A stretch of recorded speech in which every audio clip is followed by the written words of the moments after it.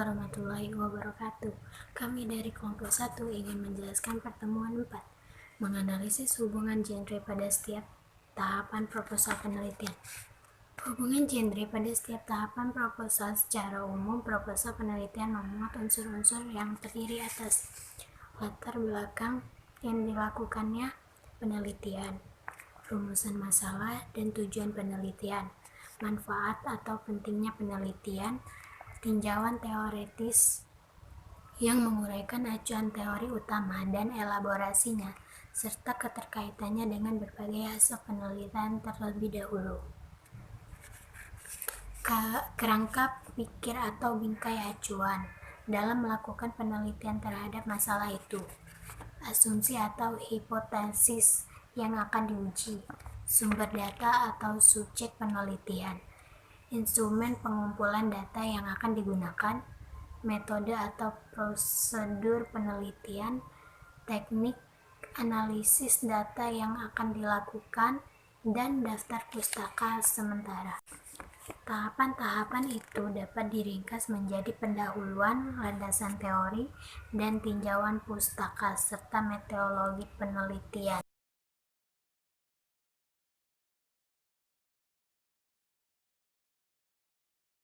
Oke, sekarang kita akan membahas tentang pendahuluan.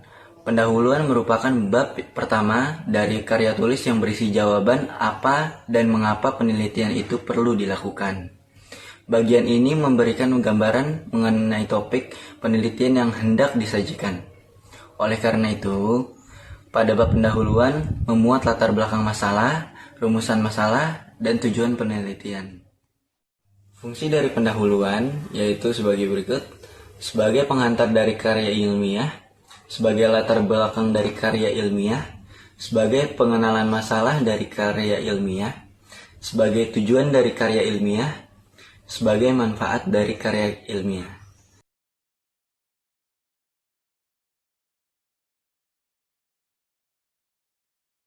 Landasan teori dan tinjauan pustaka. Ada dua unsur yang disampaikan pada tahapan landasan teori dan tinjauan pustaka, yaitu landasan teori dan tinjauan pustaka. Landasan teori berfungsi untuk menyajikan ulasan teoretis dengan memformulasikan sintesis teori yang akan digunakan sebagai dasar pemecahan masalah yang diteliti. Di pihak lain, tinjauan pustaka berfungsi untuk menyajikan ulasan penelitian-penelitian yang telah dilakukan sebelumnya, yang kemudian dibandingkan dengan peneliti yang akan dilakukan. Pada tahapan landasan teori dan tinjauan pustaka digunakan genre mikro ulasan atau review.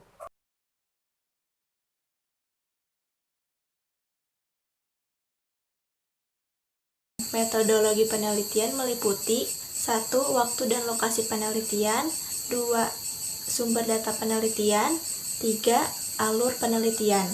Unsur yang pertama yaitu waktu dan lokasi penelitian mengandung pengertian bahwa suatu penelitian akan dilaksanakan pada kurun waktu dan di lokasi tertentu.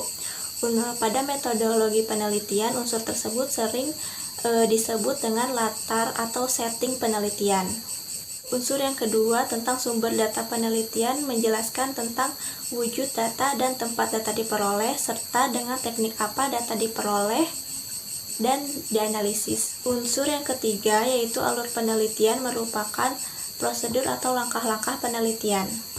Dari ketiga unsur tersebut dapat dinyatakan bahwa metodologi penelitian menyajikan pendekatan, metode, dan teknik yang diterapkan, termasuk langkah-langkah yang akan digunakan. Genre mikro yang diterapkan pada tahapan metodologi penelitian adalah deskripsi, laporan, dan prosedur.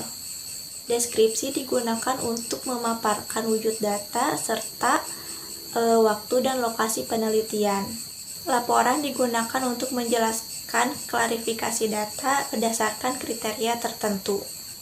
Serta prosedur digunakan untuk menunjukkan langkah-langkah penelitian.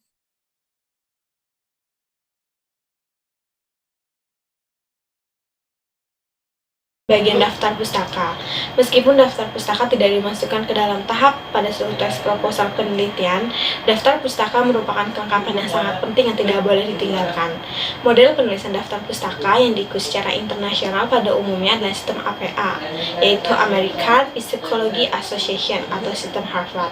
Akan tetapi penerbit buku atau jurnal sering mempunyai sistem sendiri, meskipun biasanya hasil modifikasi kedua sistem tersebut antara sistem tersendiri tersebut dan sistem APA.